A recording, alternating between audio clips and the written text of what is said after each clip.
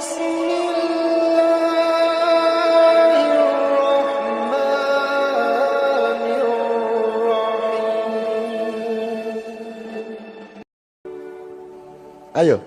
apa yang sebenarnya terjadi? Siapa yang nembak di Trisakti sebenarnya? Prabowo itu menculik atau tidak?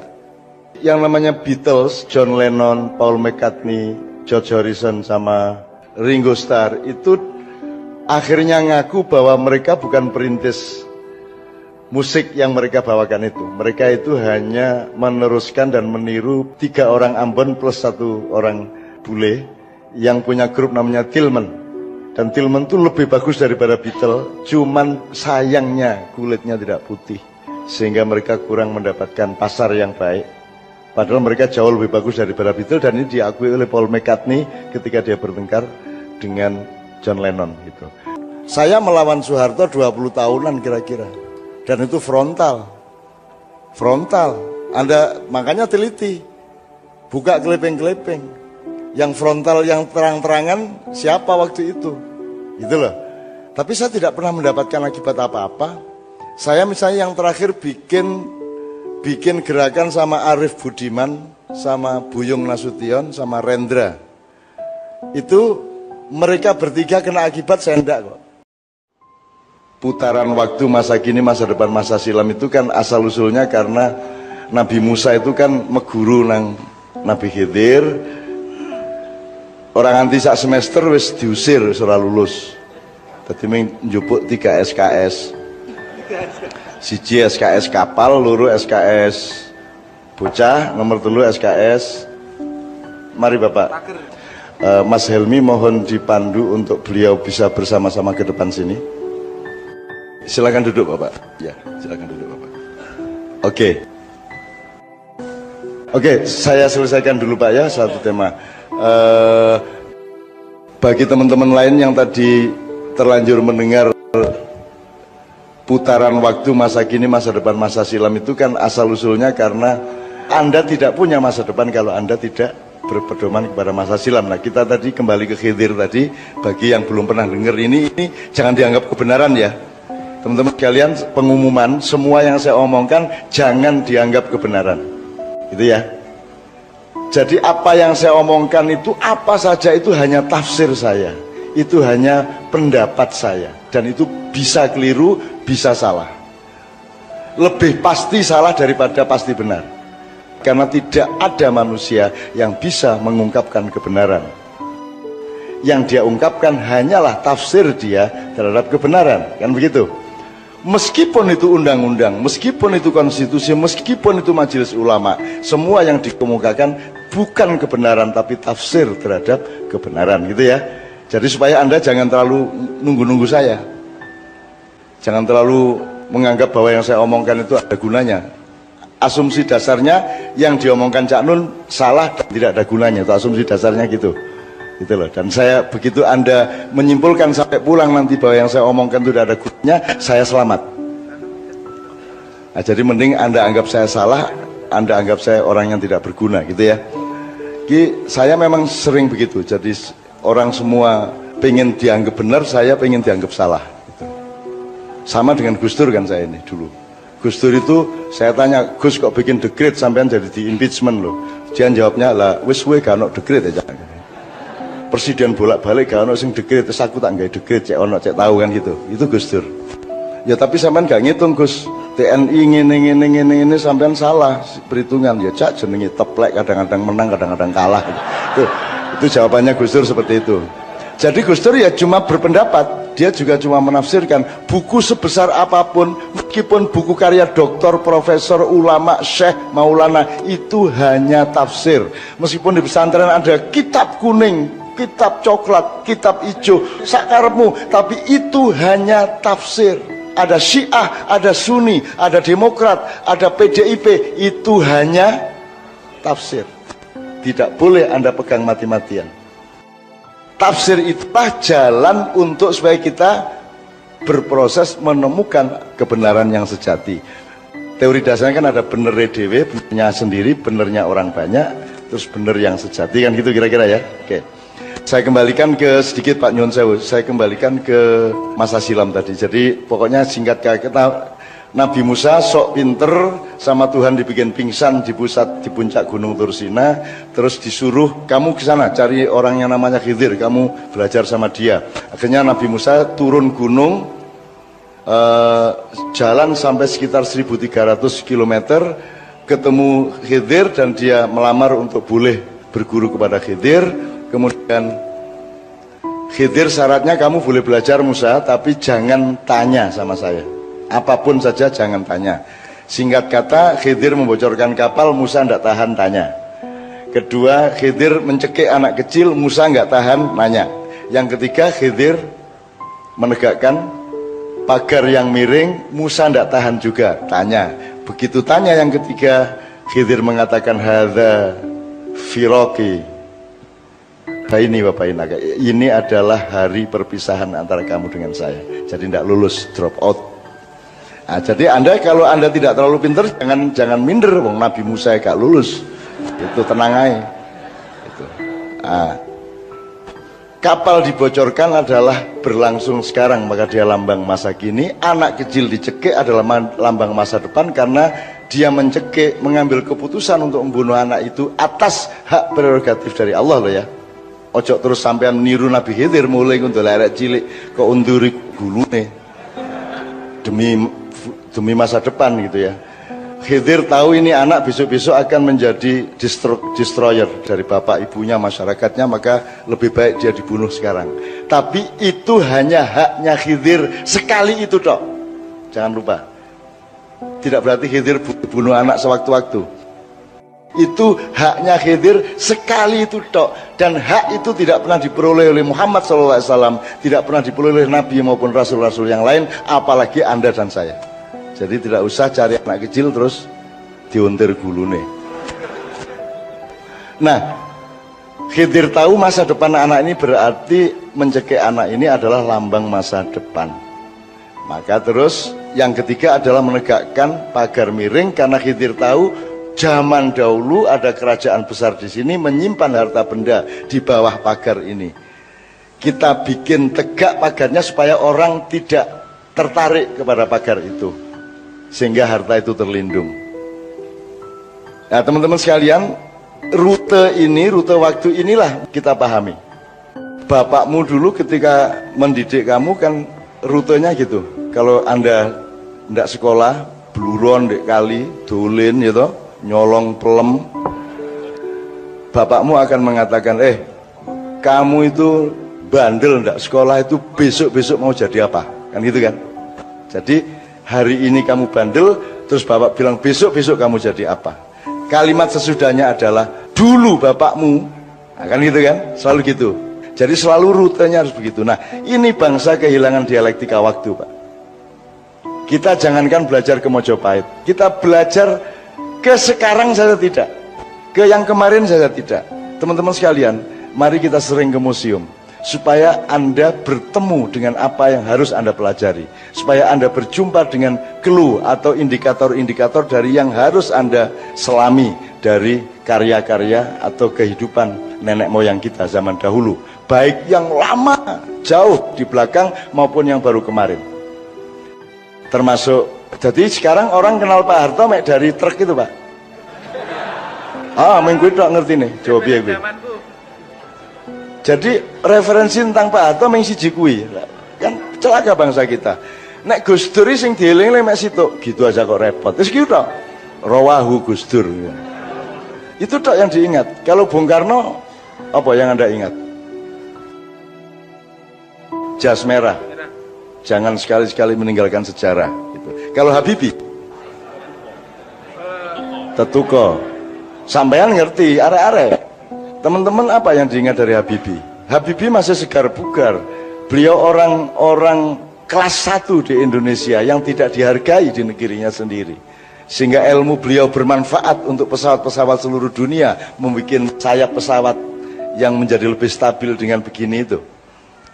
Jadi kaya wong joget tuh pesawat kayak saiki. Ngene iki lho. Sayapnya kan ngene gitu. Itu Habibie punya itu. Neng ora diregani neng. Di Indonesia itu memang saking kayanya tidak ada yang berharga. Anda tahu inovator-inovator kita di mana-mana itu terancam nasibnya. Termasuk yang bikin mobil listrik, yang bikin blue energy itu terancam nasibnya. Karena Indonesia itu kaya raya. Tuhan saja seolah-olah ngemis-ngemis untuk supaya disembah oleh kita gitu. Musak gitu nanti. Beliau ini Ambon, Pak ya? Saya Ambon, Pak. Ya. Sekarang kita dengar Ambon aja, kita ingatnya cuma waktu perang dulu, Pak. Padahal Anda tahu Ambon Maluku itu melahirkan kreator-kreator luar biasa. Anda lihat, coba Anda pelajari, burungnya aja beda sama burung di tempat-tempat lain. Ambon itu. Juga pisang. Juga pisangnya. Jadi sebelum yang namanya Beatles, John Lennon, Paul McCartney, George Harrison sama Ringo Starr itu akhirnya ngaku bahwa mereka bukan perintis musik yang mereka bawakan itu. Mereka itu hanya meneruskan dan meniru 3 orang Ambon plus 1 orang bule yang punya grup namanya Tillman. Dan Tillman itu lebih bagus daripada Beatles, cuman sayangnya kulitnya tidak putih sehingga mereka kurang mendapatkan pasar yang baik. Padahal mereka jauh lebih bagus daripada Beatles, dan ini diakui oleh Paul McCartney ketika dia bertengkar dengan John Lennon gitu. Jadi kita itu memang sama Tuhan disembunyikan. Jadi sebenarnya banyak sekali karya-karya kita, cuman Tuhan menyuruh kita tidak usah bangga di dunia, karena nanti kita di akhirat baru kita akan dimanjakan. Kalau di dunia sial terus lah kira-kira gitu. Nah, orang Ambon luar biasa, kayaknya nggak ada orang Ambon yang nggak bisa nyanyi, Pak ya. Terus saya itu menyelidiki asal-usul macam-macam seperti itu. Kiai itu, Pak, sekarang dipakai di mana-mana, ustadz dipakai di mana-mana. Baju koko ini ya, baju ini teman sekalian, ini tahun berapa? Era dekade berapa ini dijadikan lambang santri, lambang ustadz. Jadi orang kalau pengajian pakai baju gini nih. Disebut dulu baju koko, kemudian baju takwa, gitu kan? Saya kasih tahu teman sekalian dulu, mohon maaf nih Pak ya. Salah satu yang menjadi kesadaran, museum kesadaran masa silam kita, yang namanya kiai itu tidak boleh kiai, ustadz, ulama atau pastor segala macam, kecuali ketika dia misa, ketika dia jadi imam, ketika dia jadi khotib ya. Sehari-hari dia tidak boleh membedakan pakaiannya dengan pakaian umatnya. Bahkan Muhammad memberi saran, berpakaianlah seperti pakaian yang terburuk dari umatmu. Jadi dulu yang namanya kiai zaman saya kecil tuh ya sesuai dengan pekerjaannya. Kalau dia petani ya dia pakai katok, kalungan sarung, nggawa pacul, nggawa arit gitu. Sama dengan orang lain zaman dulu. Cuman begitu menjelang maghrib sampai bada isya dia ngajar ngaji. Jadi tidak ada simbol kelasnya waktu itu, gitu ya. Jadi kiai itu ya biasa, ya kaosan, ya suwek-suwek gitu. Tiba-tiba berpakaian seperti ini. Dan ini perampokan habis-habisan. Kenapa? Ini pakaian lodrok. Dulu yang namanya lodrok itu, Pak, gambus misri sama lodrok, pakaiannya kayak gini nih.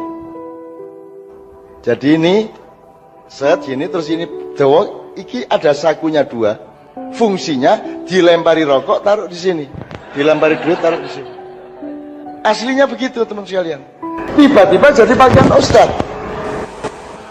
Itu. Ini kalau Anda tidak kenal museum, Anda tidak tahu lagi dimensi waktu, sehingga Anda tidak tahu asal-usul segala sesuatu. Anda pikir ustadz itu hubungannya sama Islam, tidak ada hubungannya karo Islam ustadz. Ustadz itu panggilan yang Kang, ngono lho. Mas, Pak, Le, Abang, itu ustadz. Loh kok tiba-tiba ustadz jadi profesi yang pekerjaannya ceramah agama. Nah ini kan manipulasi museum ini namanya. Dan itu loh teman sekalian, kiai apalagi, kiai tidak ada, bukan bahasa Arab. Kiai kan, ini jamaah-jamaahnya udah tahu, kiai itu asal-usulnya ada orang berjajar gini, tuan rumah minta Pak Theo tolong dipimpin doa. Terus Pak Theo kan tidak enak, terus dia bilang, kiai gitu. Ikiai gitu. Terus dia juga bilang ikiai. Terus akhirnya diimbal rono-rono kiai. Akhirnya satu terakhir terpaksa berdoa. Akhirnya semuanya yang berdoa itu kiai. Tafsir. Loh, tapi kalau Anda hidup tanpa tafsir bagaimana dong? Wong Anda menyimpulkan kuku ruyuk aja itu tafsirmu kok. Anda menyimpulkan ada mobil tabrakan, buat itu tafsir kok.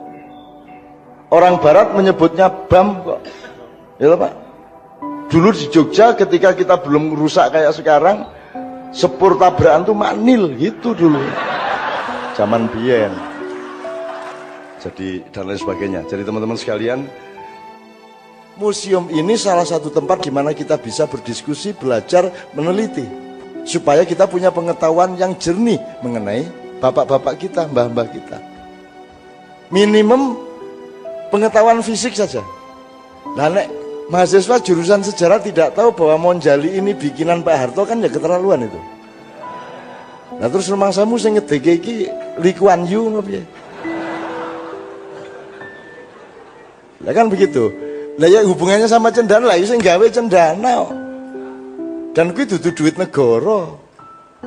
Gitu loh. Kalau Taman Mini itu pakai APBN, makanya di demo sehingga ada gerakan Malari tahun 74 yang dipimpin oleh Hariman Siregar, itu Taman Mini.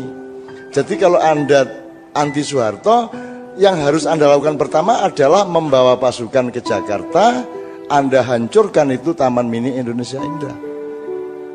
Nek ndak dihancurkan ya wis nggonono. Timbangane kos ya toh, wis dinggone dhewe ya toh gitu.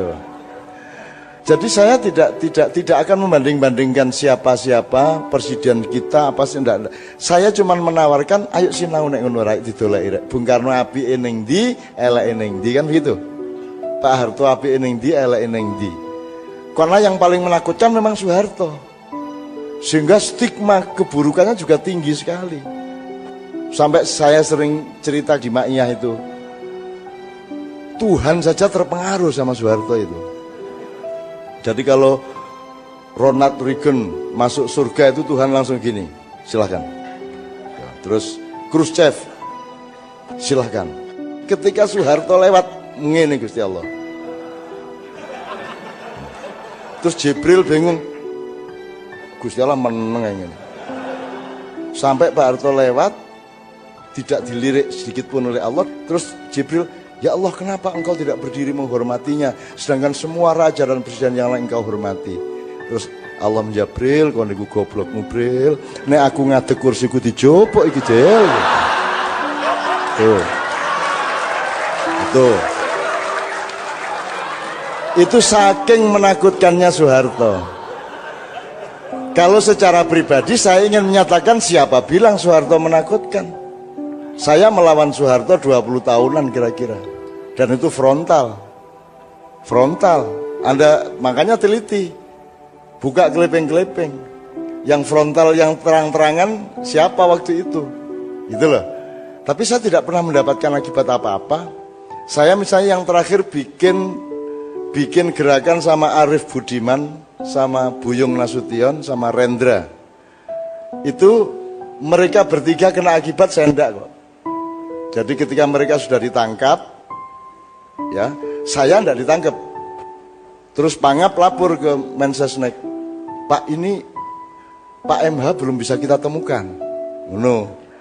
Terus dari Pak Murdiono, udah nggak usah ngurusin Cak Nun, dia sama saya di sini kok. Gitu. Lah saya sedang main gaple sama Pak Murdiono kok. Saya bukan politisi kok. Pak Harto tahu saya bukan politisi, sehingga saya ngomong sama dia bebas-bebas saja. Wallahi aku ngene iki karo Pak Harto rek. Ngene iki aku. Itu pun juga pakai teknik. Jadi pertama ngene. Pak nyun sewu nek Pak Ali Murtopo sian niku pripun ngene. Oh, Ali Murtopo ki ngene, Cak Nun ngene. Nek Beni Murdani. Oh, Beni ngono. Lho, nggih ta mosok ngoten. Ngono aku wae. Sikile munggah. Loh, mboten ngertos ya kula. Waduh, kula pikir anu ya ngono. Sikilku munggah gak kerasa to. Dek arep nesu ya ora iso to ya. Gitu loh. Jadi beliau akrab sama saya akrab sama beliau. Nanti tanya sama Mas Tommy, tanya sama Titik. Saya tidak kenal baik sama mereka, tapi Pak Harto pesen kayak insya Allah sama mereka, saya tidak akan diapa-apakan karena Pak Harto tahu Cak Nun itu satu-satunya tokoh nasional yang melawan saya, tapi dia tidak punya kepentingan politik. Jadi saya tidak punya alasan marah sama dia. Dia ngomong apa adanya, kan gitu. Itu yang ini saya bangga, rodok bangga didik lah. Ada alasan yang kedua yang saya menyesal. Cak Nun itu satu-satunya tokoh nasional yang tidak pernah minta duit saya dan tidak pernah saya kasih. Menyesal saya. Lah iya, sampai gak tahu ngekei blas iki apa sampean. Suatu hari saya sama Mbak itu beli mobil bekas. Jadi mobil 14 juta lah, murah banget tau gue. Mobil apa ya? Troper bikinan itu loh. Troperan itu loh. Tak wanggut ke Jakarta ini, yuk mobil murah banget tapi di sini diisukan ini. Dibeliin Soeharto, ngono gitu. Aku terus suatu hari ketemu Pak Harto, ketika saya minta dia turun, saya bilang sama Pak Harto itu suka ya orang masuk neraka ngono aku. Maksudnya pripun, Cak? Saya ini Pak, beli rumah nyicil, difitnah katanya dikasih Pak Harto. Aku tuku troper 14 juta Pak, elek koyo ngono jari sampean kei. Gitu loh. Pokoke aku duwe apa sampean kei? Aku tuku soto jarine sampean sing neraktir. Pokoke saya difitnah gitu terus. Nah, kalau sampean membiarkan orang-orang itu memfitnah, berarti sampean senang mereka ke neraka. Nah, supaya mereka tidak masuk neraka, wujudkan itu, ngono aku. Ya, aku ngomong Pak Harto, oh sampean ku iso ae kan gitu kan. Ya tapi kan apa mungkin dia terus ngasih saya duit? Wong saya guyonnya sampai seperti itu sama dia, makin tidak berani dia ngasih saya. Dan itulah penyesalan saya sampai sekarang. Dan Pak Harto rokokan kelobot dawa iko. Gitu loh. Pak Harto menjadi manusia, masalahnya bukan soal barang tidak berani. Saya ini kemana-mana membuat orang yang di depan saya jadi manusia dan dia merdeka sebagai manusia di hadapan saya. Apa adanya kamu saya terima. Agamamu sakarepmu, gak urusan aku. Gitu loh. Semua orang menjadi merasa bebas. Jadi yuk kita pelajari yuk. Yuk kita pelajari. Reformasi aja sekarang saya ingin ada orang yang bisa berceramah menjelaskan reformasi seminggu aja. Dari tanggal 12 Mei sampai tanggal 20 Mei. Siapa yang bisa cerita? Dokter mana? Ayo. Apa yang sebenarnya terjadi? Siapa yang nembak di Trisakti sebenarnya? Prabowo itu menculik atau tidak? Siapa yang punya fakta sini? Siapa yang membuat Pak Harto mau turun? Siapa yang murui dia ngomong gak paten? Sapi turute. Nggak ada penelitian. Jadi kita ini mau bagaimana jadi bangsa wong kita tidak mau melihat kenyataan secara objektif. Museum ini adalah pintu gerbang supaya kita ini tahu persis apa yang kita alami sebagai bangsa. Kan begitu. Itulah gunanya museum. Makanya menurut saya sih nggak usah pusing-pusing bahwa anak muda sekarang dekaden, nggak apa-apalah. Nanti kan suatu hari dia akan berubah juga. Tenang aja. Dunia tidak dirubah oleh semua orang. Cukup 5% sudah cukup. Gitu loh. Yang penting sering-sering orang ngumpul gitu aja, Bu. Yang penting sering ngumpul, Bu ono jaran kepang, Bu apa pokoknya terserah lah. Yang penting sebanyak mungkin orang sering ngumpul di sini itu sudah cukup. Muatannya percayalah kepada mereka semua. Percayalah kepada semua orang. Yang penting sering ngumpul. Intinya kalau menurut Islam, pokoknya nomor satu silaturahmi. Sebanyak mungkin mempersambungkan orang dan orang, gitu loh. Entah bagaimana caranya, apapun bentuknya, sebanyak mungkin diselenggarakan, sesering mungkin diselenggarakan orang pada ngumpul seperti ini. Nanti ada blessing in disguise, ada titik temu yang tidak disengaja. Itu. Oke, teman-teman sekalian, waktu sudah malam, kita nyanyi bareng yuk. Medley Nusantara yuk, bareng-bareng yuk. Bismillah. Ini kalau diturutin kan enggak pulang tuh sampai pagi ini, karepe. Tapi cukup ya Mas ya. Pak Muzamil tolong kasih poin yang terpenting mengenai pentingnya masa silam, pentingnya nasab, pentingnya kesadaran sejarah. Sebelum kita nyanyi bersama-sama. Mas tolong kayak gitu. Baik, terima kasih. Jadi Al-Quran yang mengajarkan kita untuk menghargai sejarah. Dan Al-Quran Bu yang mengajarkan kita supaya ada museum. Gitu ya. Itu ajaran Al-Quran. Jadi museum ini sangat islami. Dan itu salah satu perintah dari Allah Subhanahu Wa Taala. Insya Allah semua teman sering membaca surat Yasin. Surat Yasin ayat 12 Allah berfirman, Inna nahnu nuhyil mauta wa naktubu ma qaddamu wa atharahum wa kulla syai'in ahsaynahu fi imamin mubin. Wah, hebat-hebat ini sudah. inna sesungguhnya kami, nahnu kami, Gamne bareng nuhyil mauta akan menghidupkan orang-orang yang sudah mati. sudah lewat. Nah ini, wa naktubu ma qaddamu, dan kami menulis apa yang telah mereka lakukan. Nah itu ya. Jadi Tuhan penulis sejarah. Loh iya, Tuhan S2. oh iya, penulis sejarah. Allah S2. berfirman, wa naktubu ma qaddamu, dan aku catat apa yang telah mereka kerjakan. Coba bayangkan. Berarti sejarah punya ikatan yang kuat dengan Allah Subhanahu wa taala. Terus wa atharahum, dan peninggalan-peninggalan mereka. Nah, itu ya. Aku catat apa yang mereka lakukan dan peninggalan-peninggalan mereka. Berarti kesadaran museum, kesadaran menyimpan sejarah, kesadaran menampilkan sejarah dalam museum itu sangat-sangat Qur'ani, sangat-sangat Islami. Gitu ya. Loh gitu. Ya. Wa kulla syai'in ahsaynahu fi imamin mubin. Dan segala sesuatu aku catat dalam imam, bukan Imam Fatawi. Imam ini maksudnya catatan buku induk. Ini buku induk itu lauh mahfud yang nyata. Nah itu ya. Jadi saya kira umat Islam harus punya kesadaran sejarah, dan museum itu Qur'ani, gitu ya. Maka kalau orang Indonesia bilang gajah mati meninggalkan gading, masa Anda tidak meninggalkan apa-apa? Loh kan begitu. Loh, museum itu peninggalan. Masa kalah dengan gajah? Nah ini sangat penting saya kira. Ini museum ini kita datangi, gitu ya.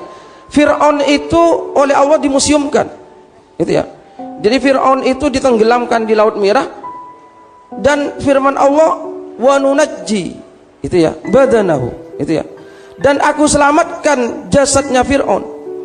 Nah, kenapa Fir'aun itu yang sudah tenggelam di Laut Merah, tapi itu bukan karena dibalsem Fir'aun itu. Itu orang bilang karena apa itu? Diawetkan, bukan.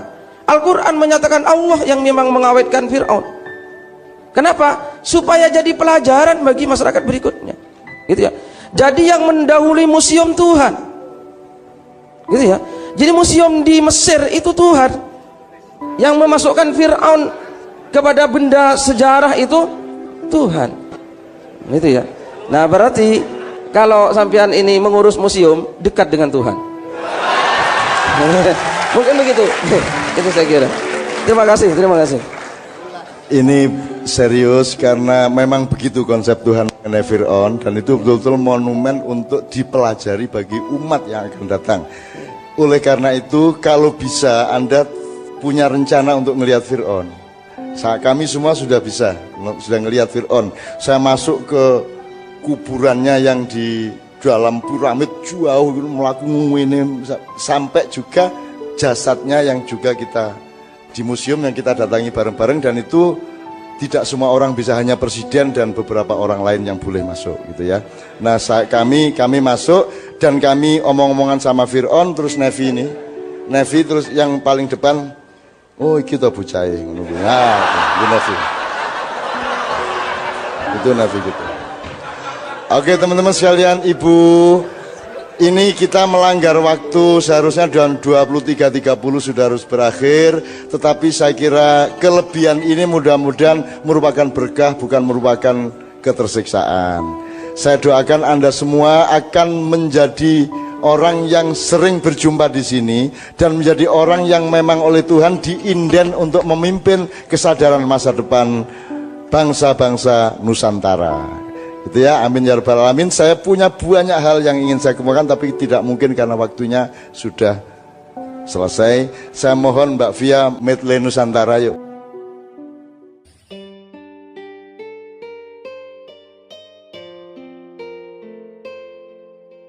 Jadi nek iso kon awakmu kudu ro nek sing jenenge yang menerima ilmu itu bukan hanya pikiranmu. Ini kesalahan peradaban dunia. Pendidikan dipersempit menjadi sekolah, ya ta? Sekolah dipersempit menjadi sarjana. Terus rumangsane sarjana itu wis prestasi lah durung sih. Itu dan seterusnya, jadi kita ini sedang mengalami penyempitan yang luar biasa. Nah, padahal yang menerima ilmu itu sadurunge akal melakukan rasio, melakukan dialektika, melakukan pemahaman sebab akibat dan sebagainya, sudah ada yang belajar sebelum akal. Misalnya awakmu ndek jero wetenge mbokmu kok terus metu iku sapa sing muruki? Berarti kan Anda sudah mengetahui meskipun tidak dengan otak sesuatu hal, bahkan sudah menjalankan kewajibanmu untuk metu teko wetenge ibumu lak ngono. Sing muruki sapa? Apa gak sikil musik iku piye? Kok sirahmu? Waduh gaya ndasmu lah. Sowen. Lan ngono ya. Sing aku paling kagum iku lho. Begitu lahir ceprot didusi diadani ngono iku terus mari ngono mulai disusoni. Iku lho, ibune iku lho gak tau muruki. Nah, nyusu ya. Carane ngene. Lambemu bukaan. Nah, terus ibumu ngajari tak gak? Tapi bisa nggak engkau melakukan itu? Nah, kan nek di sekolah kan tadarus roh maringun ta'alum memahami sing dirui, maringun takrif mendalami, baru takdib atau takmil, ya baru melakukan. Lah bayi lah gak liwat proses ini, gak adik mau gak liwat darus, gak liwat taklim, gak liwat takrif, langsung takdib, langsung menjalankan, langsung takmil, ya amaliyah itu. Jadi ternyata sing sinau gak mek utek tok, gak mek akal tok. Jadi awakmu nek sinau milih total itu akan lebih dahsyat. Jadi yo meripatmu melok sinau, getihmu melok sinau, pori-porimu melok sinau, angin lho melok sinau. Ngeses gitu mang. Nyeluk aku kon gak ro bahasane. Aku ro. Aku krungu, tapi kon tak kandhani mesti gak iso ngecek bener ta gak. Saya ya. Mulane aja nek sombong-sombong ngomong kon iku aku ngapusi kon yo gampang. Wong ndek dunya iku lapo, gelut iku kaya ruru wong padha gak ruwe lho. Ya toh. Wis bapak tak kono anggapane misalnya tekek iku apa karepe? Lah boleh ditafsirkan toh. Situk ngarani tekek iku apa liyane apa bapak sih? Ojo dipertengkarkan, engko akhirnya dibijekno nang ahli akademis. Pak sing bener tekek iku unine tekek ta tokek. Terus ahli sejarah ngomong tekek. Wah sing bener tekek. Terus anggitmu nek wis diomongno karo wong UNER, wong ITS mesti bener ta? Wong ku yo mek jarene arek-arek iku. Lah awakmu ya dadi arek-arek liyane sing duwe jarene dhewe lak ngono. Ya ta, niku lak jare sampean, jare kula mboten. Lah kare ngono. Iki bid'ah iki. Nggih lak jare sampean. Kare ngono lho. Sangel-angel ya. Makanya Anda harus berdaulat. Anda harus berdaulat karena keputusan terakhir ada pada dirimu. Karena tanggung jawab hidupmu adalah Anda sendiri kepada Allah. Mas Yokon nganut Pak Yai, nganut aku gak iso nulungi awakmu. Lah apa kon gak nganut aku? Bener tak gak? Logis tak gak? Ono tak Kiai iso nulungi umate? Ono mungkin tak aku nulungi sampean? Gak, wong aku dhewe guru karuan bisa ditulungi ya tane. Kok dikon nulungi kon moh ngono aku. Sak karepmu kono. Meneh-meneh di akhirat kok tak tinggal mojo aku. Jelas ya deh ya. Misalnya kon kafir. Iki haram iki. Jawabannya ya apa? Iku niku lak jare sampean. Jare kula mboten. Nek sampean jarine ngoten sampean kelek dhewe mriku. Kula tak ngemedhek kula dhewe lak ngono. Mau jomblo ya kalau niki ya. Ini ya oke. Ono jawaban sing luwih gede. Nek ono wong haram iku makruh iku mlebu neraka kon. Kon kandhongin ya Allah, Pak sampean niku kok mboten kondo-kondo biyen nek sampean niku Gusti Allah. Nek ngerti biyen kula rungokno lah sampean kayak sakniki ngomong haram-haram. Terus sawang ya Allah ngene ya Allah. Maksudmu apa kok Allah? Loh, sing duwe hak mengharamkan dan menghalalkan sesuatu ku lak sing duwe, Pak. Nek sampean ngomong haram berarti sampean sing duwe. Kita berarti sampean Gusti Allah. Gitu. Mulane sampeanku KTP niku mbok nama .2 Allah SWT. Lah sampean jenenge gak ngaku kadek menyamar barang. Jare ustaz iki kiai haji iki sampean nyamar. Mbok sing terang-terangan ae cek ro kabeh nek sampean niku Allah. Nggih mboten. Dadi nek jawaban sing liyane meneh haram iku. Eling kula sampean niku nraktir kula mboten tahu. Minta duit nih mboten tahu, malah biasanya sampean malah dikek duit niku kali umat sampean disalam-salam tempel niku. Kok sampean nopo kok sampean mengharam-haramkan? Sampean niku mboten tahu berjasa teng kula. Gitu mboten. Lho nek bapak nang anak cek lumayan dioleh ya. Nah itu jawaban apa horizontal. Nek jawaban sing kopak itu mau ya Allah sampean gak kondok-kondok. Ini nek ruh sampean Gusti Allah wis wingi-wingi kula nyembah sampean. Mun sampean ngadep mrene kula tak sembayang. Wae sing enak urip ya. Gusti Allah yang gawe awakmu cek gembira. Makanya Rasulullah itu mengatakan kabarkan sampaikan berita gembira ini. Jadi kudu seneng kalau nek gak seneng. Lah pokoknya gak seneng. Rabi betutut.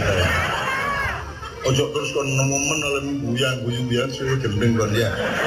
Oke.